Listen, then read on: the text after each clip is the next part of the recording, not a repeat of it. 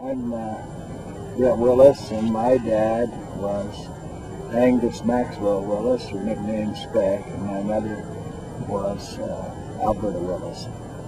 The first things that come to my mind that I think may have some significance was the fact that living close to Grandpa and Grandma Whitney, it was my privilege to associate with Grandpa Whitney because I was 2 years old when Grandma Whitney died. But my mom had such a great respect and love for her mom and dad, and especially her mother. Two stories that I remember that I'd like to relate. My mother told me that she got some money in the mail from Grandpa Whitney in the amount of $30, and Grandma Whitney said, "What in the world does you think I'm going to do with $30 and all these children?"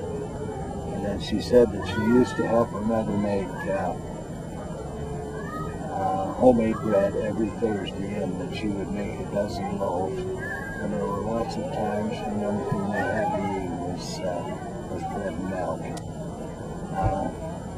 My dad had a great deal of respect for Grandma Whitney, and both my mom and dad told me stories of how caring they were, and especially Grandma Whitney, and she'd go all over town helping people.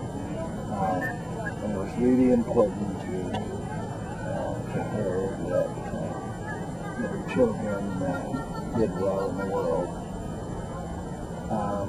Characteristics of my mom and dad that I think are worth noting, even though my dad wasn't active in the church, he loved people and was a real defender of the LDS Church, even though he never went. And someone would say derogatory terms about the church, Dad was the first one to defend them. When he went to Colstrip and were looking for good men, he hired lots and lots of men, cavalry construction men, and they were of great strength. There were 250 men at times working in Colstrip, and a lot of them were LDS men.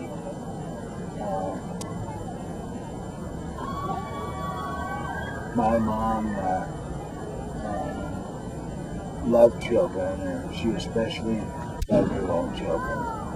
And I always, as a little boy, grew up feeling cared and loved about. She was a great cook, canned. I remember hours and hours of her canning. Mom was an extremely hard worker. With Dad gone away from home most of the time, a lot of the family chores, we had a big lawn, and I helped my mother mow the lawn. She always had a big garden. I don't think that was a lot of help working in the garden. Mom always had a good garden, and we'd go up on the Criers every fall. She and her sisters and all us kids, and we would pick chokecherries, and Mom would make chokecherry jam. We had a heated room out in the garage, and it was full of peaches and pears and beans and corn. And so that was always special, and was such a great example to me of how hard a worker my mother was. Going out and working for my dad in the summer, he was extremely tough on me, expected a lot out of me, and I was grateful for that. I remember working up in Yellowstone Park with him one summer when I was 16, and I was jumping stakes for the blade operator, which means you uncovered these wooden stakes so you knew where the grade was. And I fell asleep in the blade, and when my dad would come to get the blade operator, and when he came back and found me asleep in the blade, he said, "Brent, I've got a damn good notion to take you home to your mother, and then you pay somebody $1.60 an hour to sit, but I'm not going to pay $1.60 an hour to sleep."